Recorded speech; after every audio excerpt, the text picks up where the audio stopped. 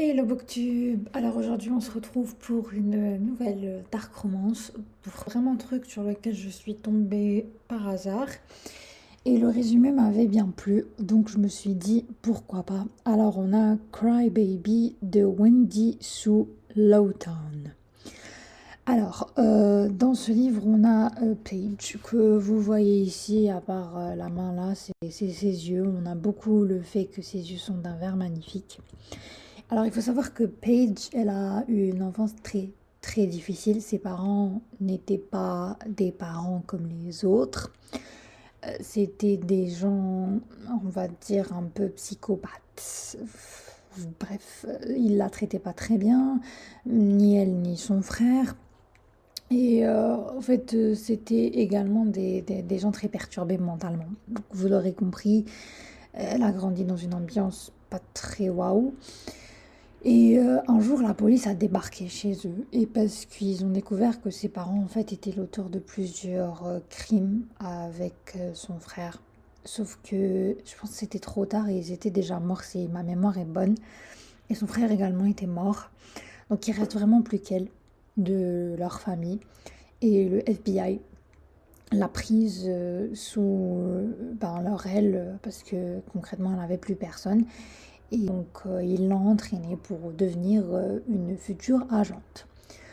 Et le jour où elle a fini ses examens, où elle a vraiment passé le truc du FBI, ça y est, elle part avec sa meilleure amie, sa colocataire aussi, et le copain de sa meilleure amie en road trip à Las Vegas. Et je pense que c'est sur le chemin du retour qu'ils ont un énorme quiproquo. Et ils se retrouvent totalement perdus dans une zone et ils ont plus de GPS, plus de batterie, plus rien. Donc ils se retrouvent obligés de marcher des kilomètres pour trouver une ville. Sauf que cette ville, c'est pas une ville comme les autres, c'est la ville de Skeleton, où habite le grand mania de cette ville, le patron, si vous voulez, le big boss, le big mafieux de cette ville, Calicius. Et lui, c'est vraiment pas un enfant de cœur. Quand elle débarque dans la ville, elles vont dans un bar et elle est sa meilleure pote parce que le mec de sa meilleure pote a proposé d'aller chercher de l'aide et de la bouffe mais il n'est jamais revenu. Du coup, elles se sont déplacées dans un bar et elles étaient en train d'attendre ou un truc comme ça. Je me souviens plus très bien des circonstances, mais en tout cas, à un moment, la meilleure pote de Paige lui a dit toi, tu restes ici dans ce bar. Moi, je vais aller chercher de l'argent parce qu'elles avaient plus pas de quoi payer. Au fait, tout l'argent, je crois, il était chez le mec de sa meilleure pote. Et elle n'est jamais revenue. Elle est partie, elle l'a laissée toute seule et Paige était clairement dans la merde.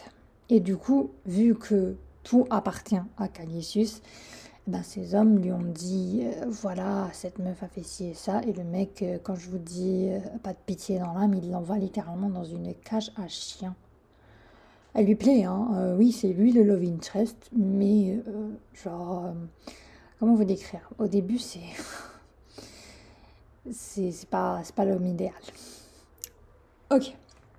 Et après, elle finit par sortir de cette cage dans laquelle il l'a enfermée pour, euh, pour travailler en gros dans le bar où elle n'a pas pu payer. Elle fait absolument tout, mais vraiment tout ce qu'on lui demande de faire, elle le fait. C'est pas une fille qui va jouer le rôle de la victime, vu qu'elle a un passé on va dire douloureux, un passé très douloureux, c'est pas ça qui va l'anéantir, quoi. Elle a vu des vertes et des pas mûres dans sa vie. Du coup, son seul but, c'est de survivre, hein. Elle est en mode survie, elle fait ce qu'on lui demande, tout ce qu'elle veut, c'est de se barrer de cette ville et elle attend juste le bon moment. Et puis vient un jour où entre elle et Callisus, tout va changer parce que il lui demande de venir dans son bureau avec ses potes, là où ils sont tous réunis. Et comme ça, il lui demande de se déshabiller devant tout le monde, hein. Et quand elle le fait, il se jette sur elle et ils ont un rapport. Donc c'est vraiment de ça que va partir leur histoire. Et personnellement, je sais pas, c'est pas que j'ai pas aimé ce livre, mais à certains moments, j'ai trouvé que c'était un peu trop barré.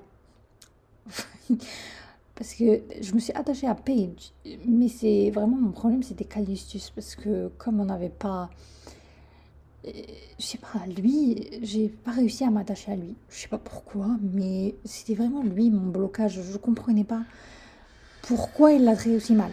Je comprenais pas alors qu'il l'aimait. Ça se voyait que c'était pas comme les autres filles. Et c'est pas un truc de je vais l'utiliser, je vais l'acheter. Il a voulu, bien sûr, mais il a pas pu. Et j'ai bien aimé. C'était très original comparé aux autres, hein. C'est pas comme les autres Dark. Il y a des trucs auxquels je m'attendais pas et que j'ai adoré dans ce livre. Mais c'est vraiment l'histoire entre les deux.